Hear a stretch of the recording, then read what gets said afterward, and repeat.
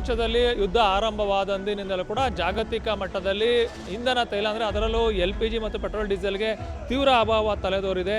ಇದೇ ಒಂದು ಕಾರಣದಿಂದಾಗಿ ಸಾಂಸ್ಕೃತಿಕ ನಗರಿ ಮೈಸೂರಿನಲ್ಲಿಯೂ ಕೂಡ ವಾಹನಗಳಿಗೆ ತುಂಬುವಂತಹ ಅನಿಲದ ಒಂದು ಕೊರತೆ ತೀವ್ರ ಪ್ರಮಾಣದಲ್ಲಿ ಎದುರಾಗಿರುವ ಒಂದು ಕಾರಣದಿಂದಾಗಿ ವಾಹನ ಚಾಲಕರು, ಅದರಲ್ಲೂ ಪ್ರಮುಖವಾಗಿ ಆಟೋ ಚಾಲಕರು ಸಾಕಷ್ಟು ಒಂದು ಸಂಕಷ್ಟಕ್ಕೆ ಸಿಲುಕಿದ್ದಾರೆ.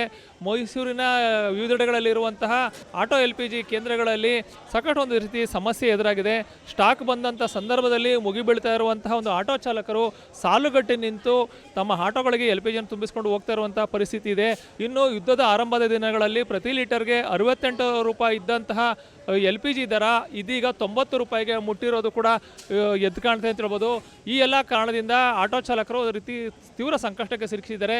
ಯಾಕೆಂದರೆ ಇದನ್ನೇ ನಂಬಿಕೊಂಡು ಆಟೋ ಚಾಲಕರು ಒಂದು ತಮ್ಮ ದಿನನಿತ್ಯದ ಜೀವನವನ್ನು ಮಾಡ್ತಾ ಇದ್ದಾರೆ, ತಮ್ಮ ಕುಟುಂಬದ ನಿರ್ವಹಣೆಯಲ್ಲೂ ಕೂಡ ತೊಡಗಿದ್ದಾರೆ. ಆದರೆ ಇದೀಗ ಏಕಾಏಕಿ ಈ ಯುದ್ಧದ ಬಿಕ್ಕಟ್ಟಿನಿಂದಾಗಿ ಇನ್ನು LPG ಬಿಕ್ಕಟ್ಟು ಉಂಟಾಗಿರುವಂಥ ಕಾರಣದಿಂದಾಗಿ ವಾಹನ ಚಾಲಕರು ಸಾಕಷ್ಟು ಸಂಕಷ್ಟಕ್ಕೆ ಸಿಲುಕಿದ್ದು ತಮಗೆ ಲಭ್ಯವಾದಂಥ ಸಂದರ್ಭದಲ್ಲಿ LPGಯನ್ನು ಖರೀದಿಸುವಂಥ ಪರಿಸ್ಥಿತಿ ನಿರ್ಮಾಣವಾಗಿದ್ದು, ಇದು ಮುಂದಿನ ದಿನಗಳಲ್ಲಿ ಮತ್ತಷ್ಟು ತೀವ್ರ ಸ್ವರೂಪ ಪಡೆದುಕೊಂಡ್ರೆ ಏನು ಮಾಡೋದು ಅನ್ನೋ ಆತಂಕದಲ್ಲೇ ಈಗ ಆಟೋ ಚಾಲಕರು ತಮಗೆ ಲಭ್ಯವಾದಂತಹ ಒಂದು ಬಂಕ್ಗಳಲ್ಲಿ LPGಯನ್ನು ತುಂಬಿಸಿಕೊಂಡು ತಮ್ಮ ದಿನನಿತ್ಯದ ಜೀವನದಲ್ಲಿ ತೊಡಗಿದ್ದಾರೆ ಅಂತ ಹೇಳ್ಬೋದು.